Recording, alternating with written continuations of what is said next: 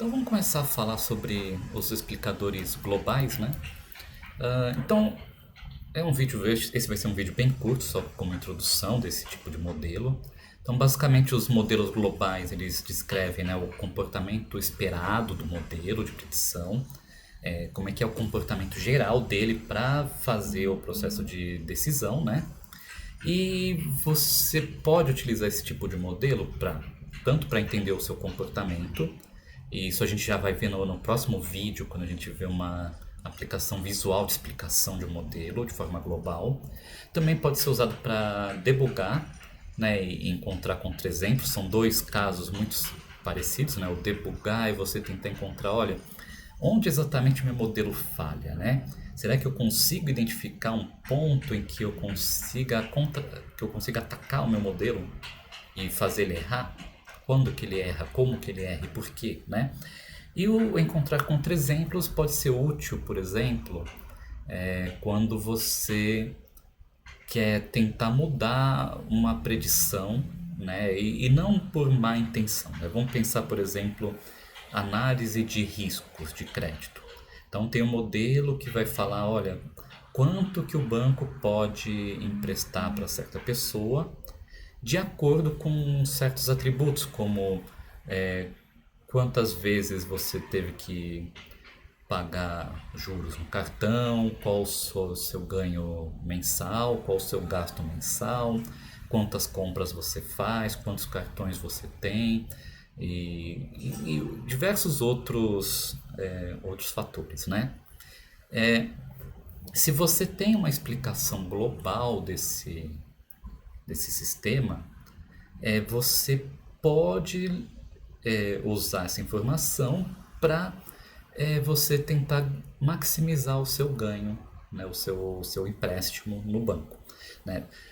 Isso é um exemplo que pode ser tanto ruim quanto bom, né? É ruim se existe algum fator no modelo que ele, por ser, por ter tido uma explicação, pode ser explorado de forma maliciosa, né? Então você encontra uma forma de ganhar mais crédito, ganhar mais empréstimo, sem de fato merecer, né?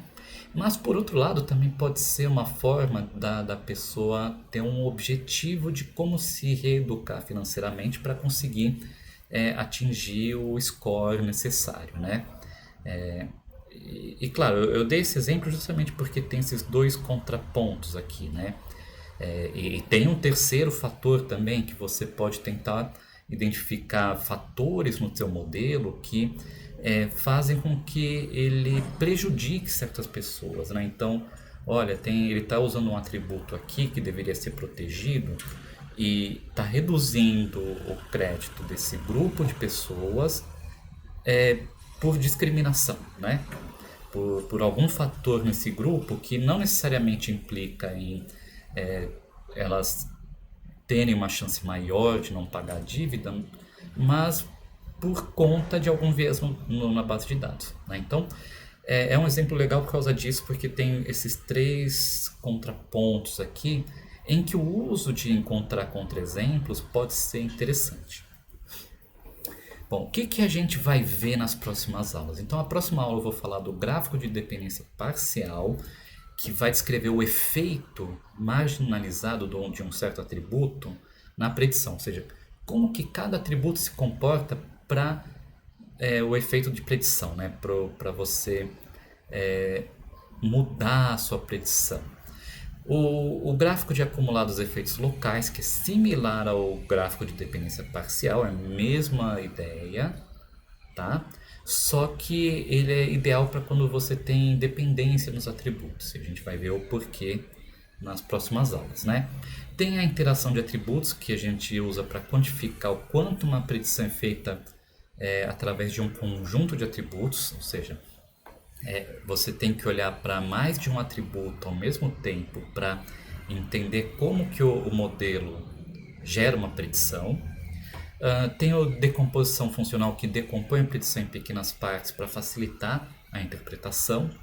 Importância de atributos por permutação, né, que a gente fala o seguinte, olha, se eu retirar um determinado atributo da minha base de dados, o quanto que o desempenho do meu modelo vai cair, né?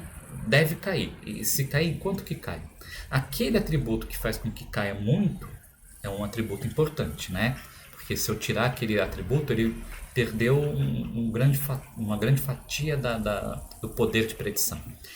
Depois a gente vai falar de substitutos globais, que a gente aplica um modelo mais simples para aprender a predição do modelo real. Então imagina que a gente aproxima o modelo não linear através de um modelo linear e a partir daí gera a explicação. E finalmente protótipos e contra-exemplos, que vai retornar dados que são representativos das predições e das fronteiras de decisão, para a gente ver onde que ele acerta, onde ele erra e o porquê das explicações através de exemplos.